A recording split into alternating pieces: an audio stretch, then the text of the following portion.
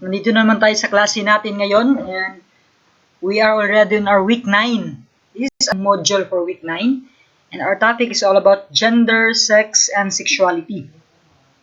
So like this, so tignan natin to ngayon. So ito yung objectives natin ngayon. We differentiate what is sex and gender and sex and sexuality. So our introduction. So example dito sa introduction, there is a family, may silang na bata. So maybe that child is a boy, and paglaki, time pass by, iba na yung nagiging hilig ng boy. And it turns out, this boy, nahilig na sa doll. And typically, associates with girls. So, nagtaka ang ama, ano na ba ito nangyayari? Nagtaka siya kung ano na nangyayari sa bata in terms of gender. So, here's our introduction. So, by the way, what's the difference between sex and gender? Kasi, oftentimes kasi, ang hirap i-differentiate nito. Kasi nga, example, may pinilapan na si biodata. Okay? So, may nakalagay dun oftentimes in gender and also sex. And it's so easy to differentiate pag isa lang yan. Ay, okay, may ilagay ko dito. But how about yung dalawang yan present sa pipilapan mong form? Okay, of questionnaire. So, by the way, what's their difference? So, tignan natin. So, while biological differences between males and females are fairly straightforward, the social and cultural aspects of being a man or woman can be complicated. So, tama nga po naman. So, of course, in terms of biology, ito ka cells mo, that's your reproductive system. Okay, yan ka, babae ka talaga kasi may ganyan ka reproductive system. Alam na natin, pero there are times na kahit lalaki yung isang tao, iba siya gumalaw. There are times kung babae yung isang tao, iba gumalaw. And in terms of social and cultural aspects of being a man and a woman, dyan magdi-differ. And actually, it's complicated. So, yun ang sinabi ko in filling up our document, dun tayo sometimes nahihirapan. Ano bang differentiation nitong dalawa? So, according dito, in terms of, sabi pa nga dito, ang kuan daw, so, back ulit tayo. So, ano ba talaga yung sex in terms of identification? So, sabi pa nga dito, sex refers to physical or physiological differences between male and females, including both primary sex characteristics. So, sabi ko nga, the reproductive system and secondary characteristics such as height and masculinity. So, basahin natin yung gender na naman. Gender is a term that refers to social and cultural distinction associated with being male or female. Gender identity is the extent to which one identifies as being either masculine or femininity. So, kind of like yung sex, para siyang physical aspects ng isang tao in terms of identification. Okay po? So, sabi nga dito, physiological and physical. So, yung reproductive system. It kind of like, ano nang meron nakikita sa'yo. And gender naman, in terms of refers, paano ka makipaghalubilo sa isang tao? Maybe lalaki ka, or maybe, lalaki ka, tapos magkihalubilo ka, para kang babae. Babae ka, yun yung galaw mo in terms of that distinction. So, yan na yung kaibahan dyan. No? But, all in all, yung dalawang yan, no, same as to identify someone being male and female. Sa sex lang, kind of like, ano lang yung nakikita physically sa'yo. Pero, yung gender, ano yung pinapakita mo sa kanila. Okay? Yung sex, anong nakikita sa'yo, biologically or physically, yung gender, ano yung pinapakita mo in public. Okay, so, also we have here sexual orientation. So, sexual orientation is their emotional and sexual attraction to a particular sex. So, ano yung, saan ka na-attract? Okay, so ano yung sexual orientation mo? Sexual orientation is typically divided into 4 categories. So, meron tayong heterosexual sexuality. So, the attraction to individuals of opposite sex. Example, babae ka, you're attracted to male. Pag lalaki ka naman, you're attracted to female. That's hetero. No? Means is homosexual. So, may mga ganun term na rinig natin, meaning, attracted to its own. Example, babae ka. Attracted ka sa same mo, babae. Lalaki ka, you're attracted, that's your sexual orientation sa isang babae. So, you are homosexual. Hindi lang, yung homosexual po, hindi lang yan matatawag natin sa isang lalaki. Example, gay siya, hindi. also sa babae.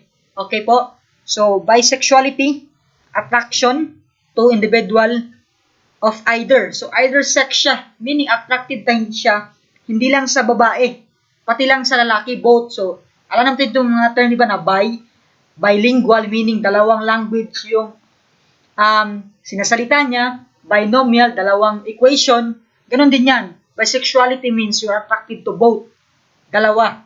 And asexuality, here asexual means nothing, meaning exclusion. Wala ka attraction either sex. So, wala kang magugustuhan. You're asexual. Okay? So, heterosexual and homosexuals may be referred to informally as straight and gay. So, sabi kong respectively.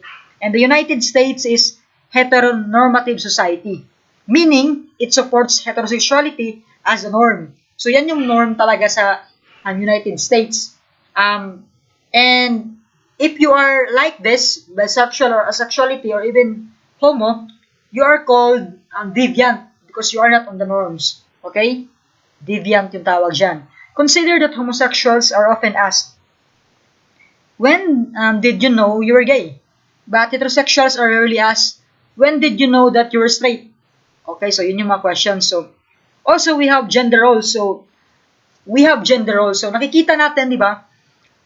Each one of us as a gender, we have roles. Siguro nakikita natin na mga lalaki, ito yung mga roles nila.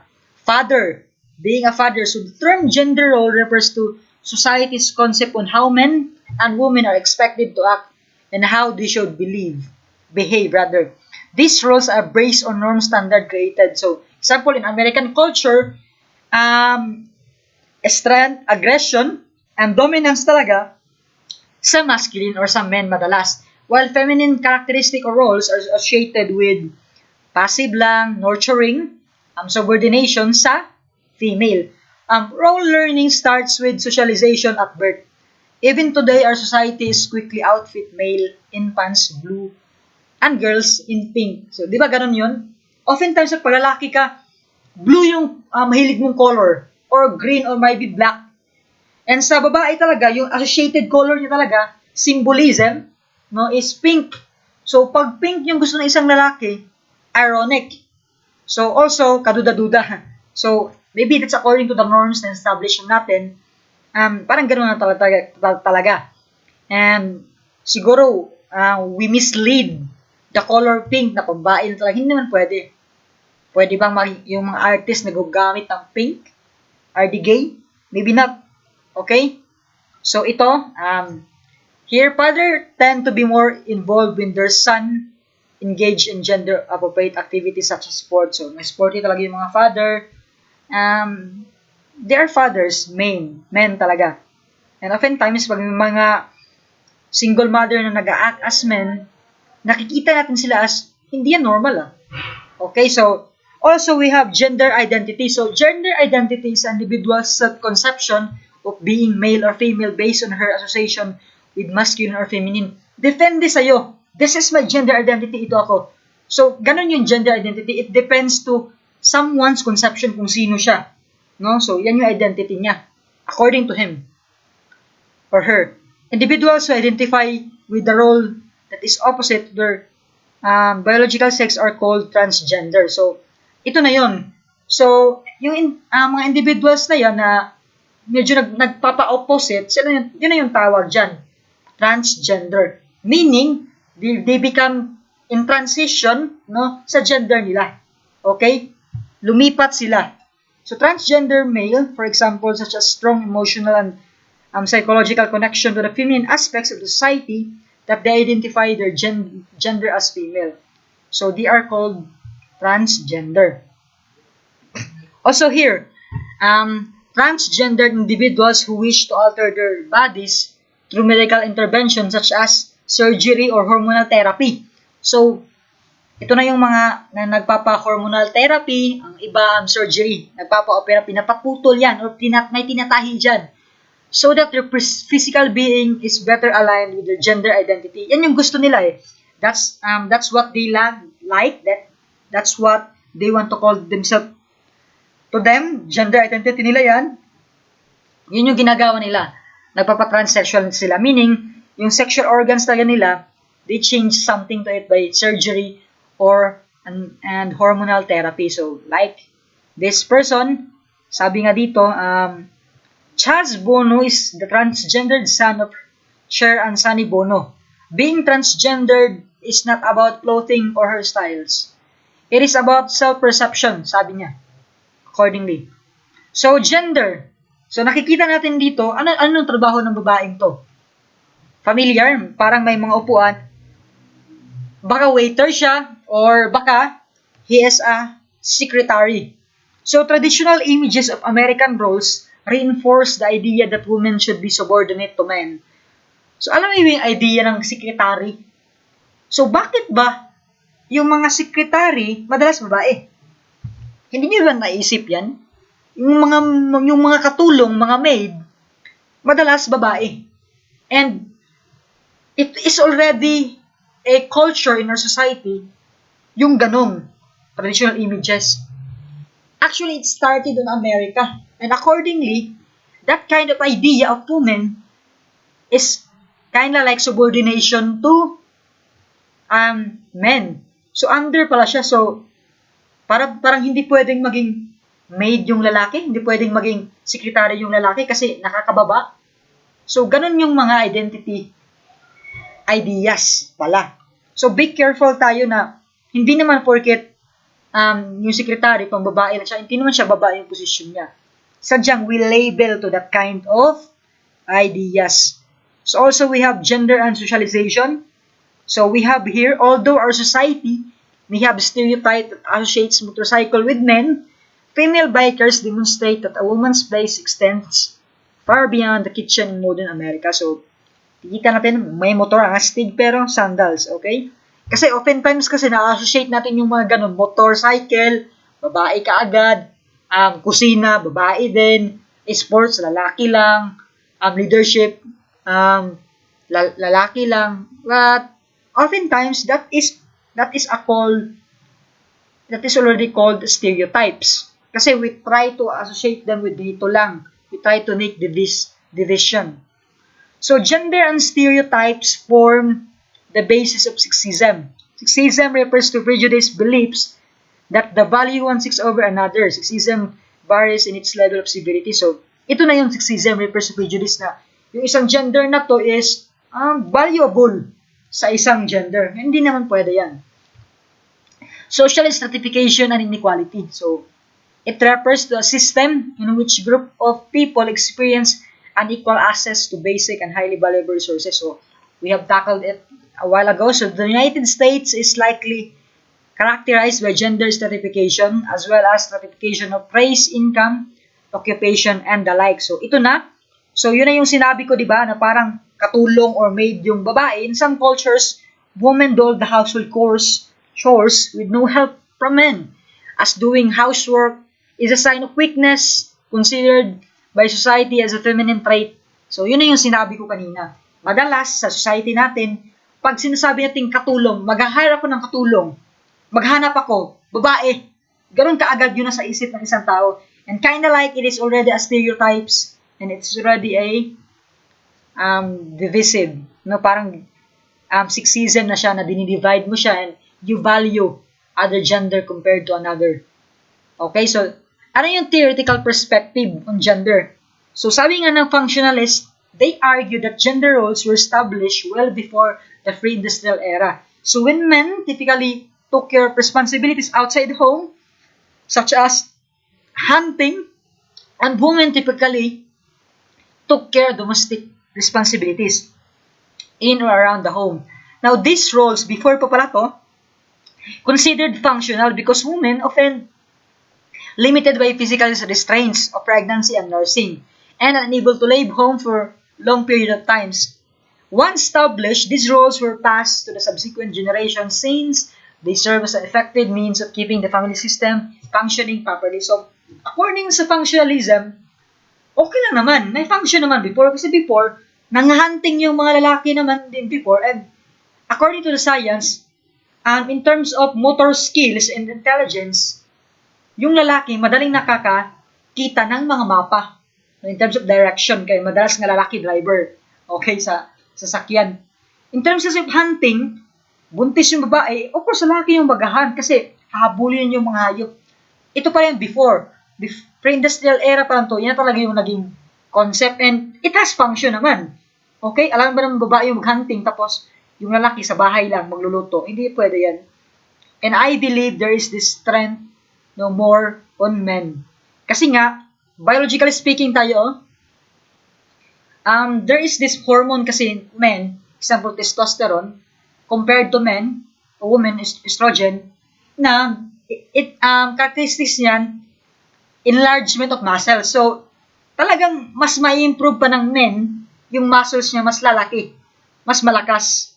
So, yun yung somehow point ko dyan sa functionalist naman, in terms of functionalism, na may function naman yan, ganun. How about in conflict theory? So, in conflict theory, nakikita niya na yung society as a struggle talaga, nag-dominance, may mataas talaga, meron talagang subordinate. Yan yung palagi nakikita ng conflict theory. But there is this positive side naman of conflict theory. Example, there is this struggle dominance. So there is this adjustment or revision of law or policies sa isang organization kung meron ng dominance or struggle in terms of position. Kasi before, di ba, example in our world, society, country, hindi talaga pwedeng bumoto yung babae, hindi pwedeng magkameron ng posisyon. Pero ngayon, I think in other countries, 50-50 na dapat, 50 na mga male employee at saka female. So, because nakita nila yan, yung solution na yan, because there was once a struggle, and that's conflict theory. So, feminist theory naman. So, feminist theory is a type of conflict theory that examines inequalities in gender-related issues. So, ito, inisadihan ng mga conflict theories naman, hindi lang sa aspects ng mga lalaki. Nakikita din na sa aspects ng mga babae, ano yung dapat malaman natin in terms of conflict or ideas of gender. Okay? So, how about symbolic interactionism? So, ito na, oftentimes kasi, sometimes, yung sa pag-label natin sa isang bagay, it becomes already a symbol. So, example, yung sports, madalas mga lalaki. And oftentimes, pag na-associate natin yung mga lalaki, magaling na kaagad sa sports yung paningin natin. How about those female? Example, sa pumunta ka ng bangko, yung nagtulong sa'yo dyan ay lalaki, yung natulungan ka, naisip mo na, ay magaling yung mga lalaki talaga in terms of banking. Kasi nagkataon na lalaki yung tumulong sa'yo in terms of gender types. Pero, that's already a labeling. So, careful yung symbolic interactionism, yung sabihan niya, ano ba na yung naging symbols na? Examples din, in terms of presidency. Madalas sa president natin, nasasabi natin na mga lalaki yung effective. Yan yung cliche na nalilabel natin. But women do also have naman the right and ability naman to lead. Okay? So, sex and sexuality naman tayo. So, sexual practices can differ greatly among groups. So, recent trends include finding the married couples have sex more frequently than do singles that have 20% married couples. Okay? In their 30s, have sex at least twice a week. Yung their coursing nila.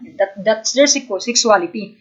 So, mas marami po pala, recent trends yung finding married couples have more. Kasi nga, there is already a band than singles. Okay?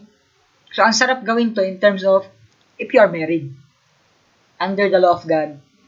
So, sexual attitude and practices. So, in the area of sexuality, sociologists focus their attention on sexual attitudes and practices, not on physiognomy or anatomy. Sexuality is viewed as a person's capacity for sexual feelings. So, ito kasing physiognomy kasi, inistudihan yung sexuality in terms lang sa pangangatawan mo will hindi naman. But according to sexuality, it depends sa capacity ng isang tao to feel something. That's her sexuality. So, sexuality around the world. So, cross-national research on sexual attitudes in industrialized nations reveals that normative standards differ across the world. For example, in several studies in Scandinavian students are more tolerant sila in premarital sex than American students. So, medyo okay sa kanila. A study of 37 countries reported that non-Western societies like China, Iran, and India valued chastity high in potential mate, while Western European countries such as France, Netherlands, and Sweden place little value of prior sexual experiences. Okay, that's true sexuality. So in others nga, di ba, how they value sexuality. Ang bata-bata pa. Okay? Nagkamero na. So, sexuality in United States. United States pride itself on being the land of the free. Okay? But it is rather restrictive when it comes to its citizens' generalized attitude about sex compared to other industrialized nations. Okay?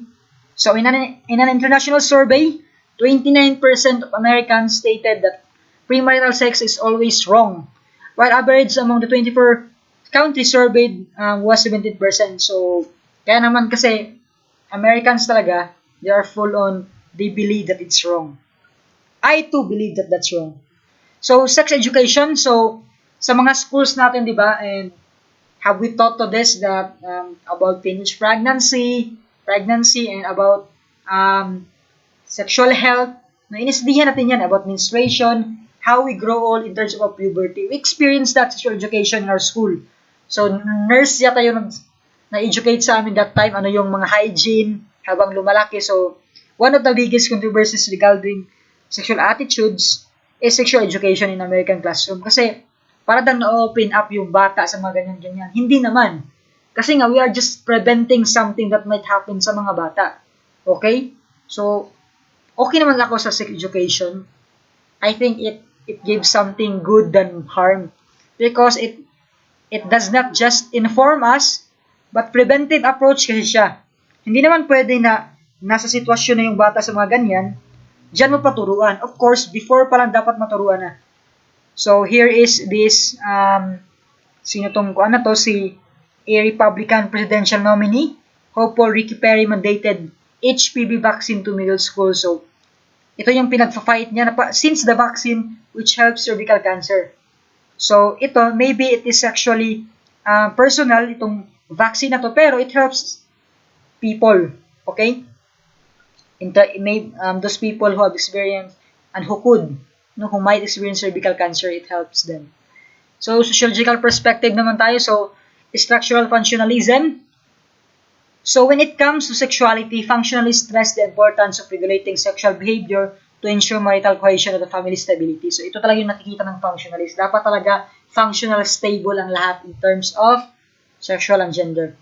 So, conflict theory is still, there is nakikita nilang power differential. Each person na in competition daw, sa male at female, yun yung nakikita ng conflict theory. Symbolic naman, there is this labeling that happens that oftentimes that might cause bias. Ito yung inisabihan ng symbolic interactionism na dapat maiwasan ng public. And we also have queer theory. Queer theory is a perspective that problematize the manner in which we have been taught to think about sexual orientation. So sabi pa nga dito, it problematize the manners daw. Okay, so another, we also in our next topic, aging and elderly. Okay, so sabi pa nga dito, watch for senior citizen. Okay, so may senior citizen ka ba? What does this sign mean? Why would there be a need for it in a street? What assumptions about senior citizens might this message be based on? So nakikita natin, di ba, meron na tayong ang daming senior citizens na nakikita. Ano bang perspective nito in terms of sociology? So ito yung learning objectives natin. Who are the elderly? Aging societies and the process of aging, challenges facing elderly, and theoretical perspective of aging. So example, sa buhay mo, bata ka pa ngayon, nagtatrabaho ka, anong ginagawa mo, time will come, ang bilis lang kasi ng oras, tatanda ka rin. Okay? So, being an elderly, kasi hindi pa natin nakikita siguro yan na future, but do you see the future na sa'yo na? Okay? So, who are the elderly?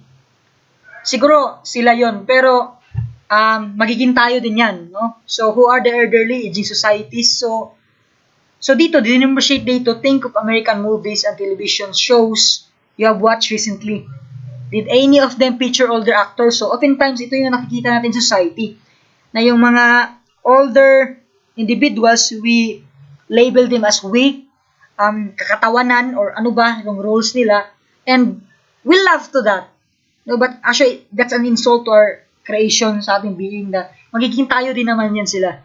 Okay, so, we have here gerontology. So, is a field of science that seeks to understand the process of aging.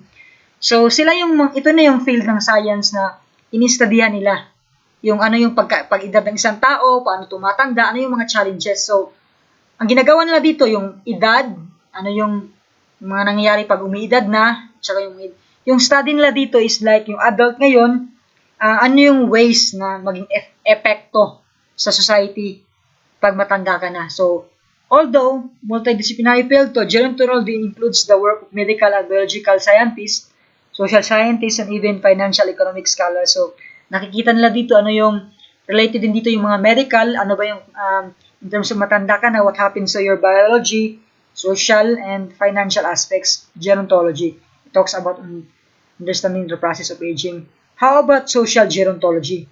So it is just a special field of gerontology, but it examines social and sociological aspects of aging. So, yun lang, how these aged people socialize.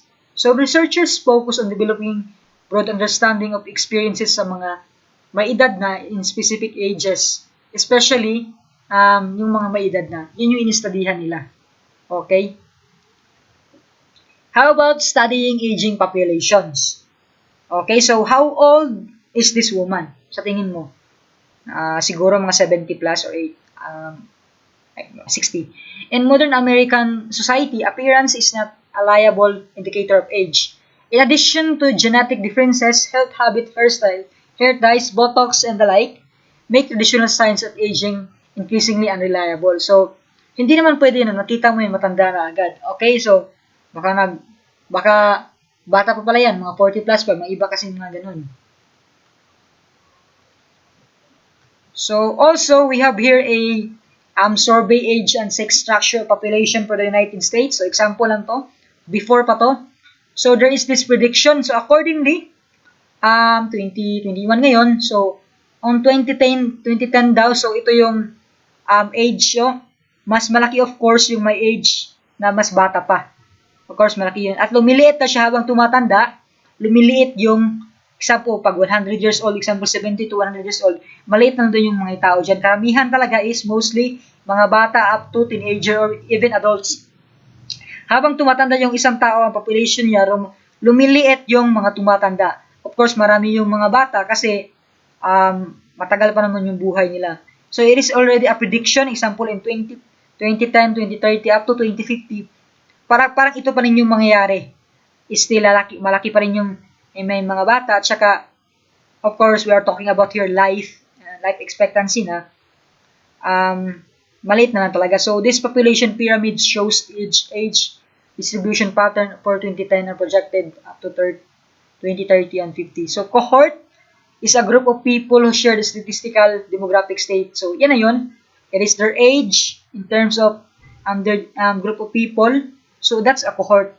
People belonging to the same age. So, example, sa age na to, yan yung statistical data nila. That's called cohort. So, when you are born the same time, that's already a cohort. It is a statistical or demographic trait. No? So, yan yung cohort. So, phases of aging. So, ano yung mga phases of aging?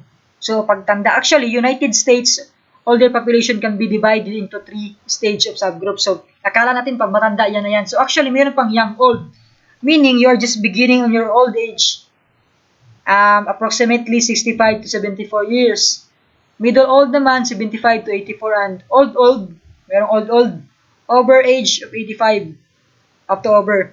So, today's young old age group is generally happier, healthier, and financially better than of the young old of previous generations. In the United States, people are better able to prepare for aging because resources are more widely available. So, actually talaga, maraming senior citizens make up larger percentage in USA. So, since ang laki ng population sa USA in terms of senior citizens, the organization supporting them grows stronger. So, ganun nga. Kasi maraming population, ang laki ng demand, oftentimes, malaki yung supply sa kanila. And so, makikita natin ngayon, sabi dito, yes, madaming population sa United States sa mga may edad na. And I don't know why. Maybe in terms of their pre-states, di ba, yun yung tawag sa kanila. Kaya maraming nabubuhay ng matagal. Okay? So, one of this is life expectancy. Ano yung life expectancy? So, anyway, yun lang. What duration do you expect of his life? Or the average number of years a person born today may expect to live. Ano yung expectation mo na hanggang kailan mabuhay yung isang tao? That's expectancy. How about centenarians? So, centenarians, sila yung mga taong nakaabot ng 100 years old. So, sa kanila, it increased by up to almost 3,000. Nearly 5%, up to 6%, but impressively nonetheless. So, sa atin, meron din tayong mga centenarians. So, example, iba yung Nas Daily, sino ba yun? Yung magtatato. Parang umabot na ito siya ng 100, yung edad niya. Sa atin, meron tayo, pag centenarians na tayo, may law kasi dyan, nabibigyan ka dapat, ang DSWD yata, ng 100,000. Pag umabot ka na ng 100 age. So, sex ratio by 1990, 2000 and 2010. So, yun talaga, no? And, sabi pa nga dito, ito yung nangyayari. Bumababa talaga, no, yung sex ratio up to 2010 to 2020. So, this US Census shows that women live significantly longer than men. However, over past 2 decades, men have never the percentage by which women outlive them. So, malaki daw yung percentage, sabi ng US Census Bureau dito, sabi, mas malaki daw yung nagiging life expectancy ng mga babae is kumpara sa mga lalaki. Bakit? Siguro, factors natin dyan, kung bakit madali lang ma-dead yung isang lalaki kasi maraming bisyo eh. Oftentimes, mga lalaki ang, okay, this is not a symbol, oftentimes lang, sigarilyo, inom, pag-iinom, ano pa, addictive cycle, drugs, mostly naman talaga lalaki yung survey. So, baby boomers. Okay, baby boomers or the cohort born between 1946, okay, and 1964 are just now reaching age 65. So, sila yung mga baby boomers. So, sa mga edad na to, sa mga years na to, sa edad na to, they are called baby boomers. So, population by age and sex, 2000-2010, so yun na nga rin, sabi ko nga kanina, habang tumatanda tayo, liliit yung population ng mga matanda. So, ang pinakamalaki na population is ito, 50 years old and also 20. Of course, malaki rin yung sa may mga wala pang edad, mga bata pa. So, in this US Census Pyramid chart, the baby boom bulge age 35 to 55. So, sabi ko nga, 55, talaga, malaki yung age and in the graph. Aging around the world. Okay, so, cultural values and attitude can shape people's experience by aging. So, tama nga rin naman, no? So, parang nagbabago yung attitude natin, no? Pag we experience aging na. So, dependency ratio, sabi nga dito, in terms of aging in the society, of course, matanda na yung mga parents natin, mga lola-lolo, tumataas na talaga yung dependency kasi nga wala na silang trabaho, they nagpursige sila para sa atin, nagiging dependent rin sila para sa atin. So, also we have this term filial piety. Studies have noted na our respect to one's parents or mga lolo't lola natin, mga nakakatanda, that's called filial piety, defining our virtue. So, that's our values, cultural values to them, and attitudes towards them. Tataas yung dependency and we feel filial piety. How about the process of aging? So, ano yung proseso ng pagkatanda? So, life course is the period from birth to death, including sequence of predictable life events such as physical maturation. So, we have here biological changes. Of course, magkakameron ng biological changes talaga. Yung katawan natin, parang manghihina na. Yung mga buhok natin, no, tatanda at puputik ta rin, no, yung buhok natin. So, may mga iba, nagiging medyo kuba na, arthritis, ganon. That's biological changes. So, we have here primary changes. So, biological factors such as molecular and cellular changes are called primary changes. Meaning, yan talaga yung mga ibang hindi maiwasan. It's called primary. While aging occurs due to controllable factors, yung nakokontrol mo lang, that's called secondary aging. Or lack of physical exercise lang, diet, secondary aging. Meaning, may kapabayaan na secondary aging yan. Yung kung ang katandaan mo ngayon, cause ng primary aging, wala kang problema. But kung cause ng secondary aging, you have a problem to your age right now. Okay, so we have here aging is accompanied by a host of biological, social, and psychological changes. So, tama nga naman, no? So, hindi lang biological, socially pa and psychologically may pagbabago. How about in terms of social and psychological changes? So, example dito, in terms talaga of psychological changes, pag mag-enter na yung matanda dyan, yung tao sa life na yan, young people move into adulthood takes new roles. Nagbabago na yung role. Example ng role niya. Okay? May retirement. Of course, nag-retire na sa trabaho. For some, overcoming despair might entail remarriage after death of spouse. So, ganun. Maybe, namamatayan ng partner kasi matanda na, dumating na sa age 70, wala ng partner. Ang other, nag-result sa remarriage, nagpapakasal ulit. So, aging and sexuality. So, ano yung relation niya? So, mayroon ditong isang movie.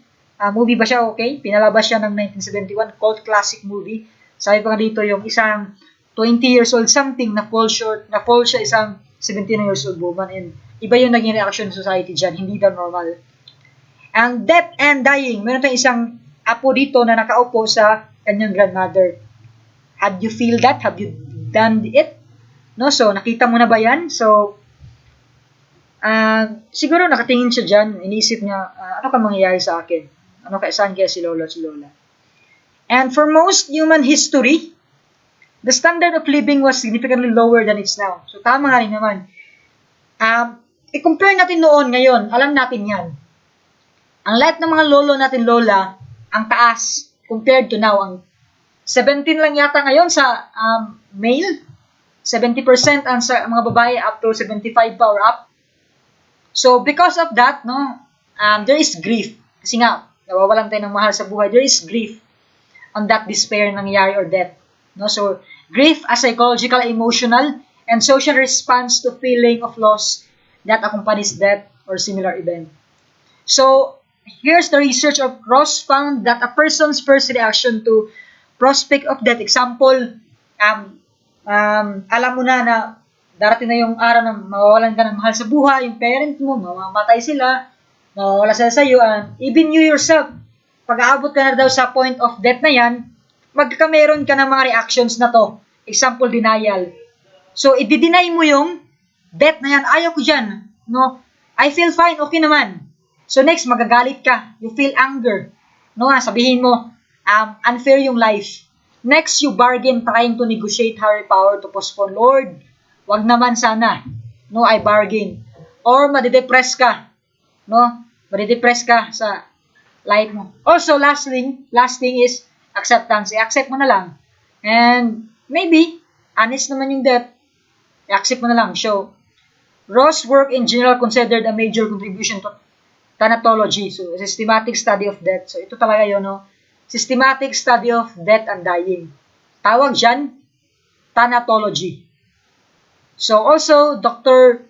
Jack Kevorkian was a staunch advocate for physician-assisted death. So ito na yung parang siyang tinatawag na mercy killing. No, doctor pala yung nakauna yan, si Kevorkian. So, tinatawag nila dyan, pag may mga malapit na mamatay, wala nang pag-asa talaga, they try to letalize it with lethal injections or pinapakain sila ng poisonous. And they call it physician-assisted suicide. Parang naging modernized ngayon, parang mercy killing yung tawag. Okay, so yung mga gumagawa dyan actually, licensed doctor yung gumagawa dyan. Next is we learn the concept of Hbse, an indicator for society's changing view of death. So, alam mo yung mga healthcare center na Hospicio of San Andres. Yan. Hbse. Sila yung mga healthcare sa mga taong meron ng mga sakit, terminally ill people, when cure-oriented treatments are no longer an option. So, Hbse yung tawag dyan. So, challenges facing elderly. So, pag tumatanda ka, ano yung nangyayari? Ano yung mga challenges na face mo? So, una, the term senescence refers to aging process, including biological, emotional, and intellectual, social, and spiritual changes. So, that's called senescence. So, of course, pag tumatanda ka na, dyan na yung papasok yung poverty, kahirapan. Kasi, siguro, wala ka ng trabaho, and oftentimes, if your age, matanda ka na, dyan yung retirement. No, naging retire. I think right now in armed forces sa mga sundalo, 55 yung retirement. Ang bilis. So, in old age talaga madalas, if you are not that rich, hindi ka naman billionaire or mayaman, you don't have a pension or social pension, maghihirap ka talaga. And yun na ngayon, magiging dependent ka na sa mga anak mo, mga apo mo. So yun. So while elderly poverty rates showed an improvement trends for decades. The 2020 recession has changed for some older financial features. So, may mga pagbabago na. It is not actually absolutes. Okay? So, Hbse naman, no, are these street sign numerous or offensive? Okay, senior citizen, don't forget. So, offensive ba siya? What shared assumption make them humorous? So, medyo nakakatawa ba? Or hindi? Wake up. Remember to turn. Okay, so, ageism is discrimination. When someone acts on a prejudice but on age, that's called discrimination according to their age. Dr. Robert Barter coined the term on 1968. So, we have here also mistreating and abuse. So, kasi pag matanda na kasi, mostly may nakikita tayo, they are prone or be victimized of abuse. So, mistreatment and abuse of an elderly is a major social problem. We have here elder abuse. So, described when a caretaker intentionally deprives an older person or care or harms the person in their charge. So, matatawag yung elder abuse. Example, yaya ka dyan. Okay? So, you are entitled or in charge ka sa kanila, pero nineglect mo, may pinuntahan ka, importante, pero in charge ka sa trabahong yan, that's an abuse. Pwede ka makulong dyan. And Table 13.1, Signs of Elderly Abuse. So, National Center for Elder Abuse encourage people to watch for the signs of mistreatment. Ito yung signs ng mistreatments. So, kung makita natin itong signs na to, baka it is already an abuse. Example, signs of symptoms, bruises, mga pasa, mga sugat sa matanda, sprains, broken glass, lab findings or medication overdosage. Physical abuse yan. How about bruises around breasts or genitals, torn or bloody unclothing, unexplained venereal disease, sexual abuse?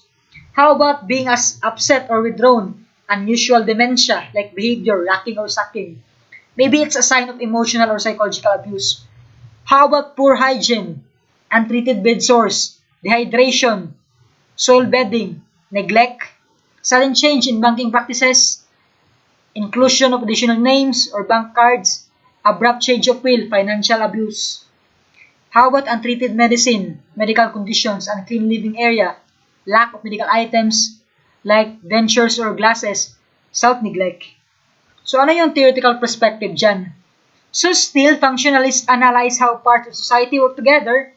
Functionalists gauge on how society parts are working together to keep society running smoothly. So, functionalists find that people with better resources who stay active in their roles adjust better to old age. So, does being old mean disengaging from the world? So, pwede bang paniwalaan natin yan na habang tumatanda ka, parang humihiwalay ka sa mundong ibabaw? So, the earliest gerontological theory in the functionalist perspective is disengagement theory.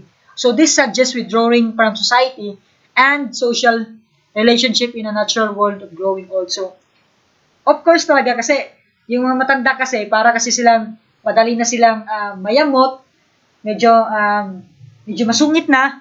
So, of course, they want silence. So, kaya siguro naging disengage siya sa mga paligid-ligid, sa mga people, kasi they want peace eh. They long for that peace kasi matanda na sila. No? So, of course, we have also here, that is all disengagement theory. How about active theory? So, and its notion that elderly people need to find replacement. No pro. So, example, ito yung theory na pag may nawala sila activity, no, in terms of activity, gagawa sila ng activity para hindi sila mawala sa kanilang mga buhay.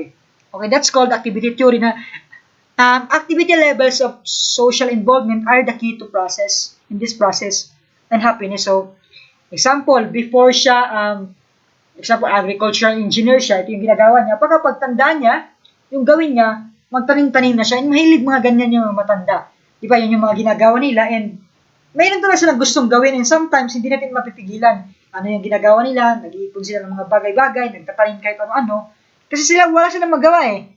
And so, we should not refrain them from doing it because that's already activity theory na meron talaga silang gawin sa buhay nila. It's a key for their process and happiness. How about continuity theory? So, the elder makes specific choices to maintain consistency in internal personal structural beliefs and external structural relationship remaining active. So, para talaga ma-remain active sila, there must be a continuity. Okay, so being consistent sa mga ginagawa nila so that it must be continued para ma-achieve din tong happiness na sinasabi dito. How about conflict perspective? So, sabi pa nga sa conflict perspective, baka the oftentimes yung mga matatanda society na pababayaan or hindi na pinapansin kay baka nakikita ang government sa kanila, ang burden na or ano pa ba nakikita ng mga government sa kanila. So, inistudihan dito na there is a conflict na mangyayari. So, modernization theory. So, there are three classic theories of aging. Isa na dito, modernization, meaning suggests that ang primary cause daw ng aging ay lose power and influence because ng kamero ng industrialization. Hindi na sila yung mga senior citizens natin, hindi na sila makasabay sa modernization natin ngayon, sa industrialization natin ngayon. Also, we have age stratification theory na there is already a division in terms of age. There is a stratified na ito lang yung kaya nyo, ito lang, hindi nyo na ito kaya. Ganun yung sinasuggest ng stratification theory. How about exchange theory? So, it is a rational choice approach, suggests that we experience an increase of dependence as we age. So, sabi pa nga dito daw, pag tumatanda na daw tayo, we submit na lang daw sa will ng iba, we exchange our will sa gusto nila kasi nga, dependent na tayo sa kanila. So, yan yung mga theory in terms of aging pag matanda na daw yung isang tao. So, subculture of aging theory posits that they rarely create their own communities because they have been excluded from the groups. So, sabi pa nga dito, subculture aging theory na meron din silang culture na sa kanila. Nakikisama rin sila sa mga kaedad nila kasi nga, hindi na rin sila makasabay sa mga edad natin ngayon, especially new generations. How about symbolic interactionism? So, in symbolic interactionism studies about how we label symbols, paano nagkakamera ng symbols yung isang tao in terms of aging. Maybe, pag nakikita natin yung rocking chair, naisip natin, ay, aging yan, ay, matanda yung umuupo dyan. Okay, so, pag may nakita tayong tungkod, ay, matanda yan dyan. So, theories within the symbolic interactionist perspective focus on societies created through day-to-day interaction of individuals, as well as people perceive themselves and others based on cultural symbols. So, meron tayong theory to subculture of aging which focuses on shared community created by elderly in terms of their culture. Katulad dito kanina dito, subculture aging theory. And also, we have selective optimization with compensation theory. Based on this theory, the idea that successful personal development throughout the life course and subsequent mastery of challenges associated with everyday life is based on component selection, optimization, and compensation. Yan yung mangyayari daw. So also we have here heterotranscendence that oftentimes daw, the idea that people age transcend to the limited views, life, health, area, time. So sabi pa nga dito ni Tormstad believes that throughout aging process, elderly becomes less self-centered and dating yung tao, nagiging connected din sila sa natural world. And that's accordingly daw, wisdom comes. Kaya diba, sometimes kasi, pag mga matatanda, naisip natin yung matatanda, ang naisip kayo natin na idea, ito, full of wisdom. Meron talaga itong ma-advise sa akin yung matandang to. This old person, this elderly. And that is also a symbolic interactionism na we associate wisdom sa mga matatanda. Diba yun yung culture? Totoo ba? And is it really an absolute na kung matanda ka, may wisdom ka na? Or kung matanda ka, you are mature? Hindi ka ba mature kung bata ka? Or hindi ka ba pwedeng maging mature? Kailangan mo bang hintayin yung edad na yan? So, I disagree somehow. So, I believe naman, in your young age, you can be mature. No, hindi mo na yan hintayin yung edad na yan, and you just learn to other people. No, especially sa mga elderly natin, sa mga nauna. So, yun lang. So, I believe we learned something in our discussion, and please study.